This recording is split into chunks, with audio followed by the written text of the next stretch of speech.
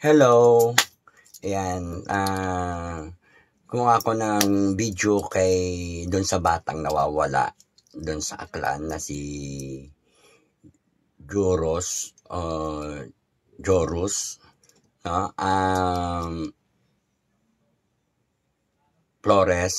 Joros Flores. Marami ako kasing nakikita doon, maraming mga pangyayari, maraming laganap na hindi ko maintindihan. Pero lahat ng yon ay aking pag pinagpokosan ko ay marami tayong malalaman. Subalit may mga binasi na ako sa tarot card na ginawang video para mapanood nyo. No, pero ibibigay ko rin sa inyo yung next kasi siningit ko lang siya sa sa oras ko. Kaya ako gustong ibigay sa inyo yung nagawa kong video na about kay Joros Flores para ma-share nyo na at mapanood nyo na. At mayroon pa yung part 2 dahil may ilan pa akong gustong marami interested din ako dahil mayroon akong nakikita mga power play at saka maaaring crime at mga bagay-bagay na mga binitawang konsalita dyan na mga may explanation pa. Kaya buod lang yan at sana ibigay ko dahil nagmamadali ako kanina magbigay ng pahayag or ng video actual na ginagawa ko kanina parang gusto ko lang siyang i-vlog dahil bigla ko lang siyang naisip na video na bigyan siya ng attention ko, no? Kaya maraming salamat po sa nabigyan ko ng attention ng kay Joros Flores. Panoorin nyo to at hindi pa to tapos. Meron pa kayong malalaman dyan. At ibibigay ko na lang yung reaction video or honest reveal. Ayan, panoorin nyo to hanggang sa dulo dahil pagbuo-buuin nyo yung mga sinabi ko dyan at saka yung tingnan nyo yung inilabas ng tarot card doon sa tarot reading natin kay Joros Flores. Maraming salamat. Ito na, panoorin nyo. Hello guys, narito ako muli dahil meron akong nais i-share sa inyo na itong video ito ay para doon sa batang nawawala na si Joros Flores na matagal na raw hinahanap, ilang araw na siguro mga 9 days na yata, no? So hindi alam kung paano nawala at saan nawala at anong nangyari at buhay pa ba to o hindi. Ating alamin dito sa aking tarot card kung si Joros Flores ay makikita natin dito sa tarot card ang sagot, no? Sa mga nag-aabang ng video ni Joros Flores, from Aklan daw yon, from Aklan. Tingnan natin kung ano ang makikita natin sa tarot card para kay Joros na makatulong tayo sa paghahanap kay Joros Flores from Aklan, ang batang nawawala na sa dagat ba, sa lupa ba, sa himpapawid ba napunta o sa mga elemento o sa mga kababalaghagan. Ayan, sa mga miracle, ganyan. Ano? Ito, malalaman ko yung ibang mensahe na ipapakita or sign kung paano tayo maghanap kay Joros Flores. Ayan. Ayan. Bahagi ko itong kasi may nag-request sa akin na Madam, basahan mo po si Joros Flores, yung batang nawawala daw sa Aklan. So ayan.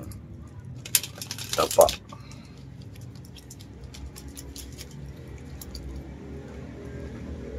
kung buhay ba siya. Yan.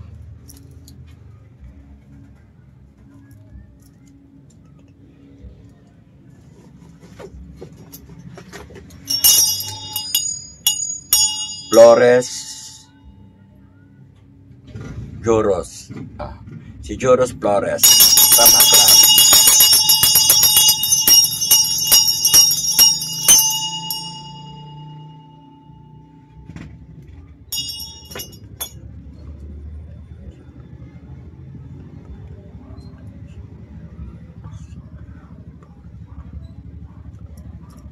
Okay? So, tingnan natin yung enerhiyang nangingibabaw sa aura ni Juros Flores. Okay? Juros Flores.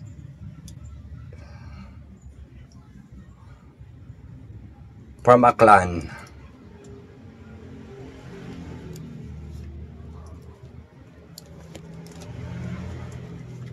Okay?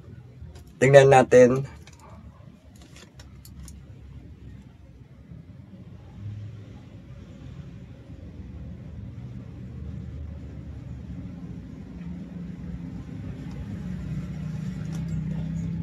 Ito, ang lumalabas kay aura na nangingibabaw kay Juros Aklan. Juros Flores from Aklan. Yung batang nawawala, parang meron siyang nangingibabaw na proposal at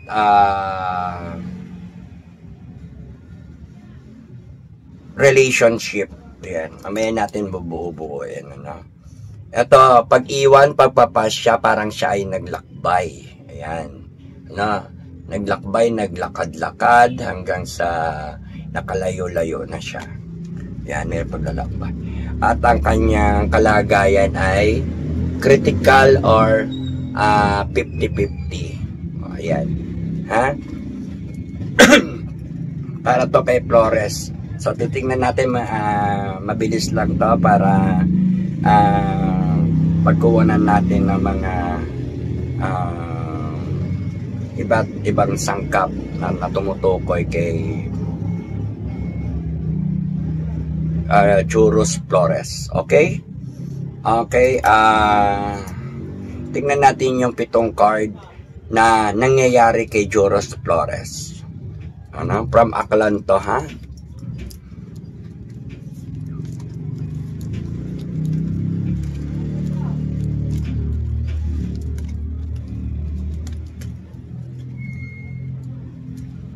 Ayan. Para sa mga gustong marinig. Ayan. Medyo kinikilabutan ako, no? At hindi ko alam kung amazing to or something wrong. Something happened. Kasi dito, nakikita ko si Juros Flores ay parang merong pinagkakabalahan or ginagawang isang lalaki na may nakikita kong aura dito na parang naghuhukay. Ano? Naghuhukay or tinatawag natin na may ginagawa doon sa isang area ng lupa. Ayan. No? Si Juros ay parang may nakita o may nakakita sa kanyang isang lalaking may magtatanim siguro yon or nangangalkal ng lupa. Ayan. No? O tanim, nasa taniman. Ano? Yung lalaki na nasa taniman. So titignan pa natin, obserbahan natin kasi ito yung mga nangyayari. Ayan. Tapos stress na tao. Ha? Isang stress na tao yung ano. Ito parang may laman to, no? Isang stress na tao yung lumalabas sa tarot card. So maaaring ito si Juros Flores na parang meron siyang mga iniisip gumatulog or nung natutulog siya, parang merong bumabagabag sa kanyang isipan. At tingnan din natin ang duplicate nito na parang merong isang tao na masama ang pag-iisip o kaya yung balisa or wala na sa pag-iisip. So tignan natin yan na maaaring mabuo-buo natin yung istorya na yan. Tapos parang naghahanap, no? So napagkita siguro si Joris Flores ng taong to. Yan. At si Joris Flores ay parang naglalaro doon sa tubig at saka nagkakaroon siya ng parang gumugulo rin sa isip niya na nalilibang siya or may mission na paalis na, ngunit parang anytime pwede siyang umalis, ngunit parang mayroong something wrong na hindi siya nakaalis or nakatapos doon sa ginagawa niya. So meron siyang pinagkakaabalahan doon sa tubig. Yan. No? Dito kasi isang lalaki yung parang nanananglaw or naglilibot doon. So hinahanap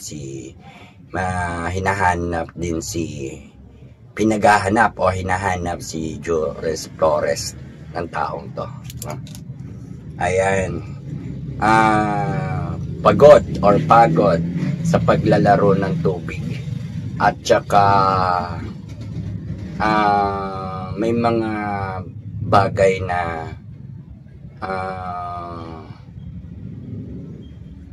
hindi maganda talagang nangyari kay Joris Flores na malapit siya sa bukal ng tubig. Ayan.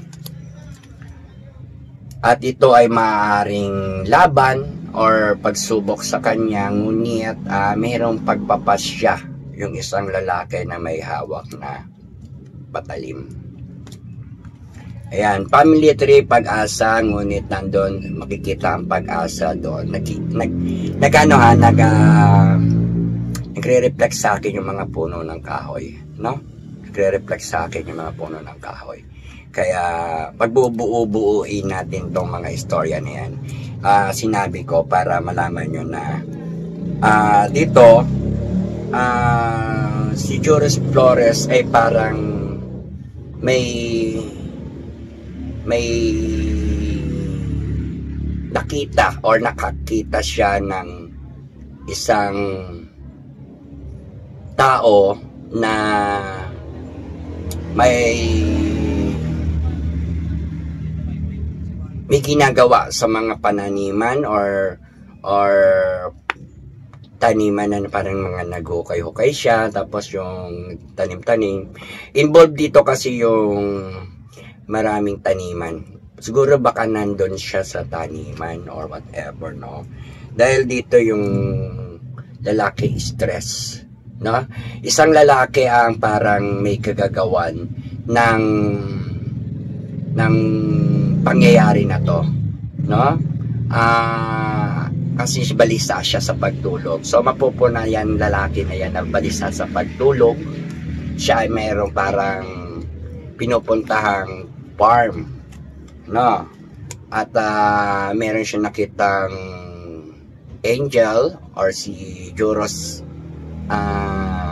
Flores. Yung sign na nakikita ko is naligaw na anghel na nagpunta roon sa lugar na yon, no? At dito siya ay pinaghahanap na, no? Madami na naghahanap sa kanya. Ayan, no? Naghahanap mo. Ang dami na naghahanap sa kanya. Liwanag, isang matanda naghahanap sa kanya. Ngunit ang isang pangyayari ay maaring naganap din sa tabi ng dagat, no? Dagat involved yung dagat, tapos yung land or yung tree, no? Dahil sa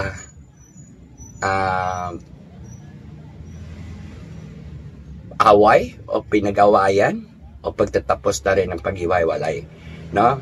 So parang katatapos lang away, parang napagbuntunan siguro siya ng galit ng isang tao na para bang gumawa sa kanya nun, no? At ang pag-asa ay nandoon sa ito, siguro baka makita siya doon sa may puno kahoy, no? Ibig sabihin sa halamanan or puno ng kahoy, no? Isang sanga ang nakikita ko na parang tinuturo siya or puno ng kahoy kung nasaan siya, no? So yan. So tingnan natin ngayon yung 7 katanungan kung nasaan si Juros Flores, ang batang nawawala sa aklan. Ito po yung hula lamang at gabay lamang para sa inyo. Pwede nyo paniwalaan, pwedeng hindi. At nasa sa inyo po yung opinion.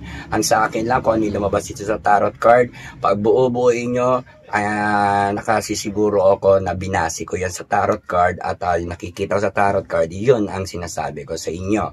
Kaya intayin natin na lumabas ang mga ilang katotohanan. At maaring yung ilan ay hindi totoo. Dahil ito ay maaring nangyayari na agad at yung iba hindi pa nangyayari kaya hindi pa totoo. Kaya ito, mga video ko, inabangan ko palagi ang mga mangyayari bago ako mag-upload ulit ng video.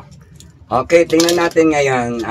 Maraming salamat doon sa nag-chat na hulaan natin pakihulaan mo po yung batang nawawala na si Juros Flores, no? So, ayan, sa makatuwid, tignan natin, no? Parang kinakabahan ako kasi parang ako, hindi nila makita, di ba? Hindi nila makikita yan, mahanap. Pero wag nila tigilan ng paghahanap. Kasi parang may nag-propose, may proposal, merong involved na lalaki. At gumagala din doon or palagi nandun or naligaw din doon sa mga punong kahoy or taniman, ganon, na para bang napagbuntunan siguro siya ng galit, o no? Dahil stress yung lalaki, or hindi ko alam kung lalaki siya o babae, pero parang I think lalaki, no? Hindi ko sure na ano. Basta yung tao na yon, parang may something na siya na galit, napagpuntunan siya at nagawa ng hindi ko alam kung anong gusto niyang gawin kay Flores o ginawa na, no? Pero tinuturo ng punong kahoy na at sanga na nandun lang sa area na yon yung si Juros Flores. So tingnan natin kung buhay pa si Juros Flores, no? Unang tanong, medyo parang kinikilabutan ako, no? Dahil dyan sa mga nakikita ko na, no? Na tarot card, ano? Kung ako ang tatanungin na vision ko, nakikita ko rin na parang andun lang, ano? Parang may kinalaman ang pag-sign ng punong kahoy, mga sanga, dahon, at mga pananim. At isang lalaking may hawak ng kahoy or uri ng kahoy, no? Or mahabang something, ayan, mahaba yon, no? Hindi ko alam kung ano yon, tao, tubo or whatever. Pero may proposal din na nakikita ko. Ibig sabihin parang may nag-propose, may nag-aya. Ayun, no, may kumuha. Siguro something din yung may lumalabas na kasal or kinakasal. Mean to say, may kinalaman sa history yun dun sa lalaking sa taong gumawa kay Juros Flores, no? At saka proposal. Ayan. So tingnan natin, buhay pa ba si Juros Flores ng Aklan, ang batang nawawala? So tingnan natin kung sa buhay pa ba siya.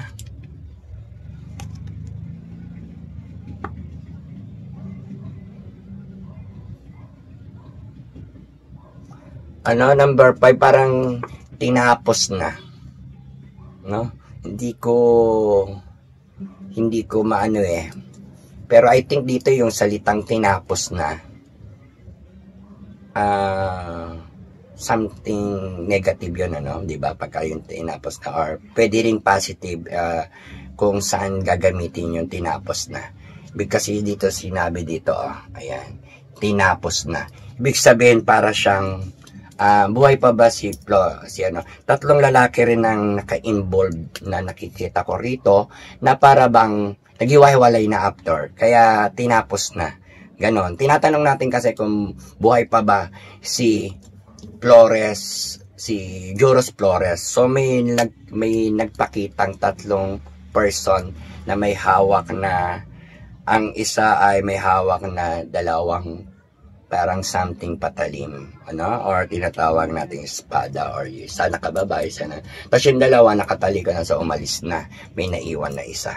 So pwede nyo tong, hindi ko to sure binabahagi ko na lang sa inyo kung ano yung sinasabi ng tarot card. Salamat kung ito'y magkatotoo, at salamat kung hindi ito magkatotoo, dahil ito ay isang inilabas kong video para sa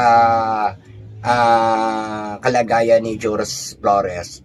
Ngunit hintayin pa natin yung magiging resulta ng mangyayari, no?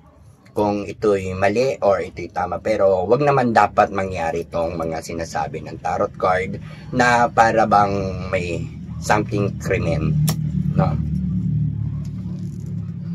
Ay, hindi natin yan nabunot. So magtatanong tayo ulit. Tinatanong natin kasi kung buhay. Saan naroroon si Joros Flores ng Aklan, ang batang nawawala sa Aklan? Okay, tingnan natin. Ayan. Sabi ko na nga ba, hindi ko alam kasi involved na may isang lalaki nandun sa parang nagbabantay ng tanim niya. Nandun sa taniman o tanim. Wait lang, may chat lang ako. Wait. Ayan, sinagot ko lang muna kasi yung chatting, kasi may kausap pa akong iba na naka-line up. So siningit ko lang tong video na to para meron ako may bahagi sa inyong upload. Okay?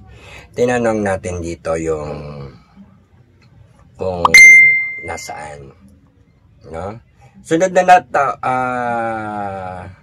parang hindi ko alam to something, parang sinasabi na di ba nasaan si Joros, parang hindi ko alam kung something wrong, kasi parang bakit ganon, parang nakikita ko parang may ginawa ito na parang something ko na binaon sa lupa, ganon, parang ganon, binaon sa lupa, or tinabunan, or nilagyan pa ng mga halaman o whatever. So di ko masyadong maibibigay sa inyo lahat ng detalye kasi meron lang itong sinasalarawan para magka-pera yung tao niya yan, na ewan, di ko maintindihan, pero lumalabas dito kasi na parang may tabon siya ng lupa, ganyan, si Joros Flores, na may something damo or halaman, no? Wag naman dapat mangyari sa kanya, at maligtas pa rin siya sa kapahamakan. So balit yan yung parang itinuturo siya na nandoon siya sa ganong sitwasyon ng lugar na pwede siyang makita doon, no? Ayan, no? Saan matatagpuan siya? Ayan. So, ayan.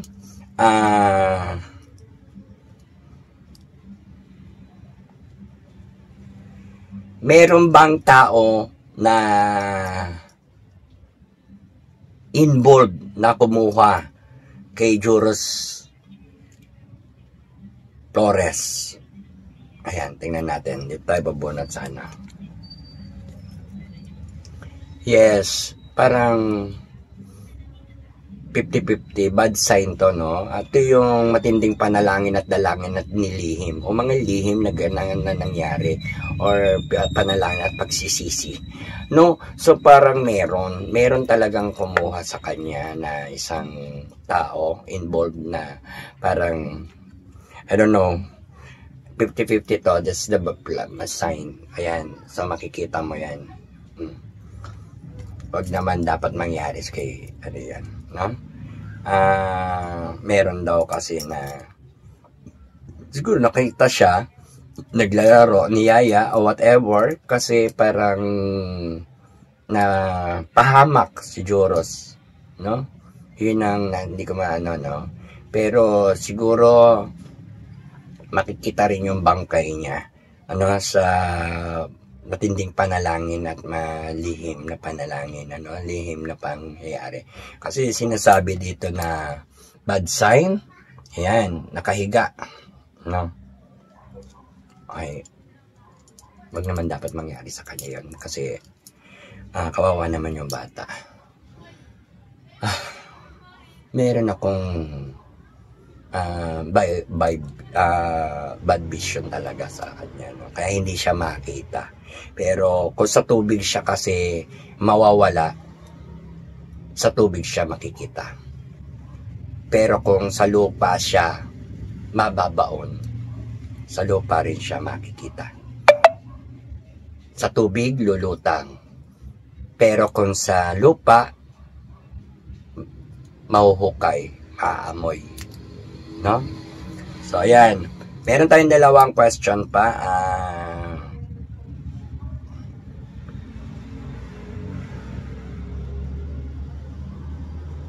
Totoo bang sa tubig nawala si Joros Flores? Ayan, tignan natin kung sa tubig ba talaga nawala si Joros Flores from Aklan, ang batang nawawala. So tingnan natin.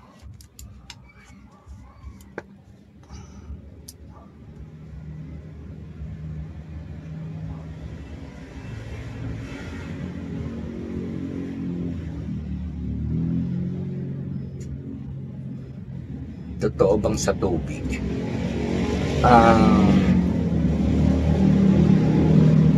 nawawala? Hindi. Kasi merong hindi ko alam kung anong sinasabi nitong Queen of Pentacles, ang babae, yung para magiging saksi o dahilan, or sinatawag natin na magiging way para makita si Joros Flores. Isang babae ang magiging way para makita si Joros, ano? Hindi sinasabi kung sa dagat, sa tubig siya nawawala. Maaaring ito ay hindi sa tubig. Yun. Isang babae yung magiging way na makikita si Joros Flores, no? Na may something na nagnais ng, hindi ko alam kung kaipon ng pera o may pera, may money something na ewan ko kung ano tong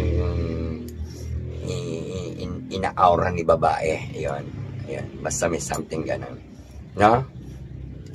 Last question is, matatagpuan ba si Joros Flores, ang batang nawawala sa Aklan? Okay, last na po ito kasi may susunod na po akong client.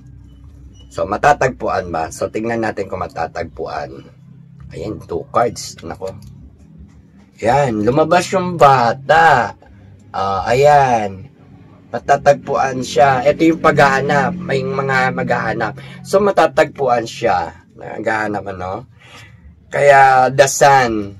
So, ibig sabihin din, kung matatagpuan siya, matatagpuan naman. Hahanap siya. Nawa buhay siya. Pero, ang tanong kasi dito kung, doon sa nauna kong cards, ano, wag naman dapat mangyari yung mga ganon. Nawa ito na lang ang mangyari, na makita siyang buhay at matagpuan, kasi isang bata ang lumabas at isang paghahanap o hinagahanap, may makakakita sa kanya. Tinanong natin kung may makakatagpuan.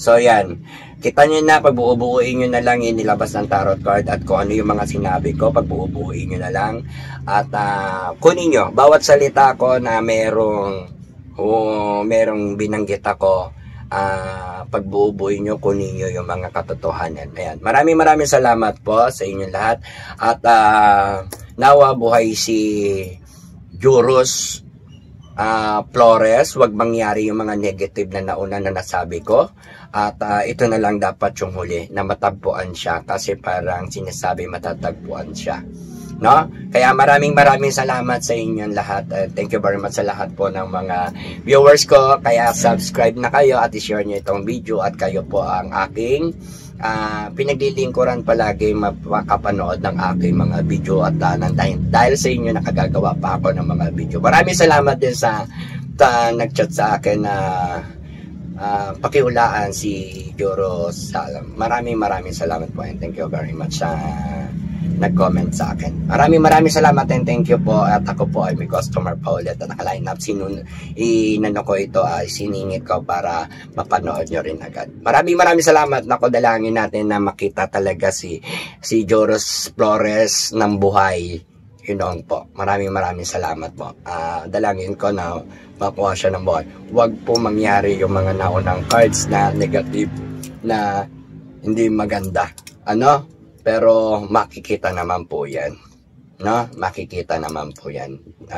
Maraming salamat po. Thank you. God bless you. More power, more blessing po sa inyo.